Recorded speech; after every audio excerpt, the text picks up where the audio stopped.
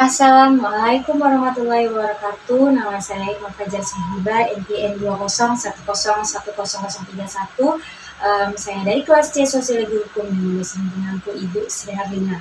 Baiklah, saya akan memulai menjelaskan bagian yang pertama, yaitu tentang karakteristik sosiologi hukum. Karakteristik sosiologi hukum ini adalah fenomena yang terjadi di dalam masyarakat yang dapat diwujudkan di 4, yaitu deskripsi, penjelasan, pengungkapan, dan prediksi. Saya akan mulai menjelaskan dari deskripsi. Deskripsi ini maksudnya sosiologi hukum berusaha mendeskripsikan terhadap praktik-praktik hukum. Maksudnya apabila praktik-praktik itu dibeda-bedakan ke dalam pengadilan, maka ia juga mempelajari bagaimana praktik yang terjadi pada masing-masing hukum tersebut.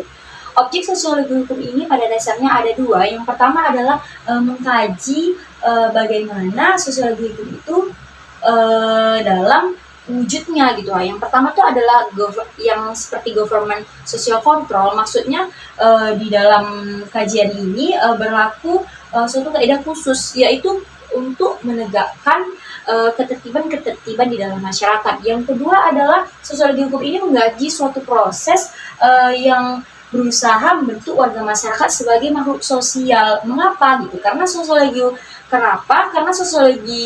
hukum ini eksistensinya sangat tinggi di dalam kaidah sosial di dalam masyarakat gitu. Terus kajian ilmu hukum paling tidak ada 3 faktor yang menjadi parameter sebuah produk hukum dapat berfungsi dengan baik. Yang pertama harus mempunyai keberlakuan yuridis, yang kedua berfungsi secara filosofis, dan yang ketiga berfungsi secara sosiologis atau empiris. Yang kedua adalah penjelasan. Maksudnya sosiologi hukum bertujuan menjelaskan dan mengungkapkan hal-hal yang pertama seperti praktik hukum yang terjadi di dalam masyarakat, sebab hukum, faktor yang mempengaruhi hukum, dan latar belakang pembentukan dan pemberlakuan hukum. Maksudnya dengan demikian mempelajari sosiologi hukum itu adalah menyelidiki tingkah laku orang dalam bidang hukum sehingga mampu mengungkapkannya. Tingkah laku yang dimaksud itu dipandang dari dua segi, yaitu dari dalam dan dari luar. Jadi bukan hanya dilihat dari tampak luarnya saja gitu, tetapi dilihat juga dari internalnya, bagaimana sosiologi hukum itu berlaku gitu. Meliputi motif-motif tingkah laku seseorang apabila disebut tingkah laku hukum. Maka sosiologi hukum tidak membedakan antara tingkah laku yang sesuai dengan hukum dan yang menyimpang. Kedua-duanya diungkapkan sama sebagai objek pengamatan penyelidikan ilmu ini. Yang kedua adalah pengungkapan. Pengungkapan ini menguji kesahan suatu peraturan hukum dalam hal memprediksi suatu hukum dengan cara yang pertama, apakah hukum yang diterapkan itu sesuai atau tidak pada masyarakat tertentu. Maksudnya di dalam yang pertama ini apakah hukum itu diterapkan dengan baik di dalam masyarakat, apakah sesuai dengan keadaan masyarakat tersebut, apakah tidak sesuai dengan masyarakat tersebut gitu. Yang kedua, apakah dalam penerapannya di masyarakat tertentu sesuai dengan pendekatan yuridis, empiris, maupun pendekatan sosiologi hukum. Ada 2 pendekatan. Yang pertama adalah pendekatan yuridis empiris. Maksud dari pendekatan ini adalah secara hukum dilakukan berdasarkan pada kenyataan yang terjadi. Maksudnya pendekatan itu dilakukan sesuai dengan kenyataan, dengan sesuatu yang terjadi, benar-benar terjadi di dalam masyarakat tersebut, bukan yang tidak terjadi di dalam masyarakat tersebut. Yang kedua adalah pendekatan yuridis normatif. Maksudnya adalah pendekatan yang dilakukan berdasarkan pada kajian norma-norma dan hukum yang tertulis yang berlaku di masyarakat. Maksudnya pendekatan ini dilihat dari norma-norma. Norma-norma itu seperti norma kesopanan atau norma kesopanan, norma agar kita saling berkomunikasi satu sama lain dengan baik gitu kan. Lalu dan hukum yang secara tertulis, yaitu hukum yang sudah tertulis di dalam undang-undang dasar kita. Dan itu dia yang harus berlaku di masyarakat tersebut gitu, harus terjadi dan berlaku di dalam masyarakat itu pendekatan yuridis normatif. Yang keempat adalah prediksi. Prediksi ini sosiologi hukum pada dasarnya tidak melakukan penilaian terhadap hukum, melainkan melalui pendekatan hukum dari segi objektif dengan memberikan penjelasan terhadap fenomena hukum yang nyata. Atau sosiologi hukum tidak melakukan penilaian terhadap hukum. Maksudnya tuh kenapa kita memprediksi sosiologi hukum ini tidak menilai tidak melakukan penilaian terhadap hukumnya, maksudnya dia melalui suatu pendekatan selaku pendekatan hukum, yaitu dari segi objektivitas. Maksudnya objektivitas ini adalah sesuatu yang benar-benar terjadi atau yang nyata terjadi di dalam masyarakat. Lalu sosiologi hukum, tingkah laku yang menaati hukum sama-sama merupakan objek pengamatan yang setara. Ia tidak menilai yang satu lebih dari yang lainnya. Perhatiannya yang utama hanyalah pada memberikan penjelasan terhadap objek yang dipelajarinya.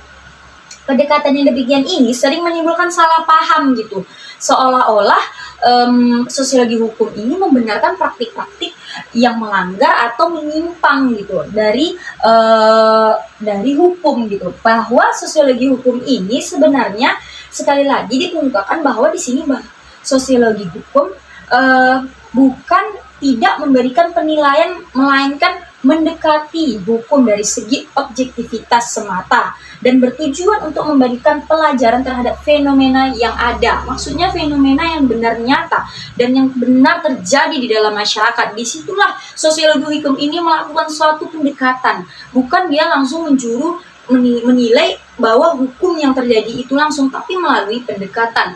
Itulah karakteristik sosiologi hukum. Terima kasih. Baiklah, selanjutnya saya akan menjelaskan bagian yang kedua. Yang kedua adalah ruang lingkup sosiologi hukum. Ruang lingkup sosiologi hukum ini terbagi menjadi dua, yaitu dasar hukum atau basis sosial dari hukum dan efek-efek terhadap gejala hukum. Contoh dari dasar hukum atau basis sosial hukum dari hukum ini, contohnya yang pertama adalah hukum positif, yang kedua adalah dasar sosialnya adalah Pancasila. Pancasila ini memiliki ciri-ciri gotong royong, musyawarah, mufakat, dan kekeluargaan. Yang kedua adalah contoh dari efek-efek hukum terhadap gejala hukum, yaitu contohnya tuh misalnya Undang-Undang Nomor 1 Tahun 1974 tentang perkawinan terhadap gejala kehidupan rumah tangga. Yang kedua, Undang-Undang Nomor 2 Tahun 1997 dan UU Nomor 23 Tahun 1999 tentang narkoba dan terhadap gejala konsumsi obat-obat terlarang dan semacamnya. Yang kedua adalah UU mengenai pemilihan presiden secara langsung terhadap gejala politik. Yang keempat, UU Nomor 19 Tahun 2002 tentang hak cipta terhadap gejala budaya dan lain-lain. Masih banyak contoh lainnya seperti UU Pemilu tadi dan ini, dan yang sudah saya sebutkan tadi. Jadi ruang lingkup sosiologi hukum ini memiliki pembatasan dalam ruang lingkup sosiologi hukum gitu. Pembatasan ini melalui pendekatan gitu. Yaitu ada yang pertama ada pendekatan instrumental, pendekatan hukum alam, pendekatan positivistik, dan pendekatan paradigma. Yang pertama, pendekatan instrumental. Pendekatan instrumental ini, tokoh pemikir dalam pendekatan itu yang adalah Adam Pogorzelski. Menurutnya, hukum merupakan suatu efektivitas hukum yang dilaksanakan secara rasional dan dogmatis. Studi instrumental terhadap hukum dan perilaku harus membantu pembentuk hukum agar dapat mengadakan prediksi akibat adanya pemberlakuan hukum tersebut atau pemberlakuan adanya legislasi. Terus ilmu hukum ini, dogmatik ini memiliki dimensi politis praktis. Ilmu hukum dogmatik memiliki suatu karakter tersendiri. Ia adalah sebuah ilmu sui generis dengan yang tidak dapat dibandingkan atau diukur atau dinilai dengan bentukan ilmu lain manapun. Ilmu hukum dogmatis memiliki berbagai ciri. Ciri yang pertama adalah memiliki sifat empiris analitis. Ia memberikan suatu pemaparan dan analisa tentang isi atau struktur dari hukum yang berlaku terkait padanya. Ia dapat menggunakan metode empiris, yang pasti ia tidak memberikan penjelasan. Yang kedua adalah mensistemasikan gejala-gejala hukum yang dipaparkan di analisis itu. Dan yang ketiga, menginterpretasikan hukum yang berlaku. Yang keempat adalah menilai hukum yang berlaku tersebut. Lalu menurut Rothschild-Pound, pendekatan instrumental itu adalah memperhatikan akibat dan pengaruh tindakan dari penguasa dalam mengatur setiap aspek kehidupan sosial dengan hukum. Tentukan dengan baik batas-batas di dalam pengguna hukum itu sendiri. Yang kedua adalah pendekatan hukum alam. Pendekatan hukum alam ini yang paling terkenal adalah menurut Philip seismik, yaitu tahapan instrumental hanyalah tahapan menengah. Yang lebih penting itu adalah dengan adanya otonomi dan kemandirian intelektual. Prinsip legalitas merupakan sionim dari rule of law, yakni pembatasan dari kekuasaan resmi oleh prinsip-prinsip rasional dari ketertiban civil order yang bertujuan agar pelaksanaan legalitas mengikuti prosedur secara ketat, mengurangi kesewenangan para penegak hukum yang melakukan pelanggaran gitu. Jadi banyak para penegak hukum ini yang melakukan semena-mena gitu terhadap yang dia pegang gitu. Seperti tujuan akhirnya adalah tujuan pendekatan hukum alami ini adalah agar terlaksananya keadilan bagi masyarakat. Itu adanya keadilan bagi masyarakat ini membuat masyarakat menjadi sejahtera dengan pendekatan hukum alam ini. Yaitu ada 4 faktor kerangka pemikiran legalitas. Yang pertama adalah transisi dari keadaan sah ke legalitas. Dan yang kedua adalah konsensus rasional dan kewenangan pribadi. Yang ketiga, sistem yang melembaga. Dan yang keempat adalah penahanan diri yang melembaga. Lalu yang ketiga adalah pendekatan positivistik. Pendekatan positivistik ini didasarkan juga dengan pendekatan secara sosiologi, di mana menurut pandangan positivistik yang berpegang teguh pada teori korespondensi tentang kebenaran. Menurut teori ini, kebenaran itu adalah kesamaan antara teori dan dunia kenyataan. Maksudnya antara suatu teori atau materi yang ada, yang tertulis, yang sudah tercatat itu sama dengan dunia kenyataan. Maksudnya sama dengan apa yang terjadi dan apa yang ada di dunia nyata ini, bukan hanya suatu halusinasi gitu. Lalu dunia nyata, teori yang berhasil berkorespondensi dengan dunia kenyataan menghasilkan pengetahuan objektif sebagai produknya. Lalu menurut Sajipto Raharjo, minat kita terutama terkait pada 2 hal. Yang pertama adalah proses hukum tidak dinilai sebagai suatu peristiwa yang mengalami suatu insulasi, melainkan ia kita lihat sebagai proses terwujudnya tujuan sosial yang lebih besar. Dengan begitu, yang tengah berlangsung di situ adalah juga suatu proses interchange dari kekuatan-kekuatan serta sektor-sektor kehidupan dalam masyarakat. Maksudnya dalam proses ini tentunya kita melihat proses ini untuk terwujudnya tujuan sosial yang lebih besar gitu. Maksudnya agar masyarakat itu agar lebih sejahtera, lebih mendapatkan kehidupan yang layak dan lain-lain. Yang kedua adalah tempat hukum di dalam masyarakat, yaitu fungsi apakah yang dijalankan oleh hukum. Dan yang keempat adalah pendekatan paradigma. Pendefinisian paradigma tahun 1962, Kuhn telah memperkenalkan tentang the structure of scientific revolution. Istilah paradigma kemudian memasuki halaman-halaman ilmu pengetahuan. Paradigma adalah apa yang dimiliki bersama oleh anggota masyarakat lain. Paradigma ini secara etimologis berasal dari bahasa Yunani yang artinya para di samping atau berdampingan, dan digma itu artinya contoh gitu. Jadi di samping atau berdampingan dengan contoh. Maksudnya tuh ya seperti itu, dia nyata gitu. Dalam kerangka ilmu paradigma dipandang sebagai kerangka kelakuan ordering belief from New Work, yaitu atau komitmen para intelektual. Istilah paradigma ini berasal dari istilah Latin paradig yang artinya pola. Istilah ini oleh Kuhn digunakan untuk menunjukkan 2 pengertian pertama, yaitu totalitas konsentrasi pemikiran, keyakinan, nilai perspektif dan teknik yang dilanjutkan oleh akademis maupun praktisi disiplin ilmu tertentu yang memengaruhi cara pandang realitas mereka. Kedua, upaya manusia untuk memecahkan rahasia ilmu pengetahuan yang menjungkir balikkan asumsi dan aturan yang ada. Baiklah, saya akan menjelaskan bagian yang ketiga, yaitu tentang mazhab dan pemikiran yang berpengaruh terhadap lahirnya sosiologi hukum. Ada beberapa. Yang pertama adalah mazhab formalitas, mazhab sejarah dan kebudayaan, utilitarianisme, sociological jurisprudence, pemikiran Emil Durkheim, pemikiran Max Weber. Saya menjelaskan salah satunya, yaitu adalah mazhab utilitarianisme.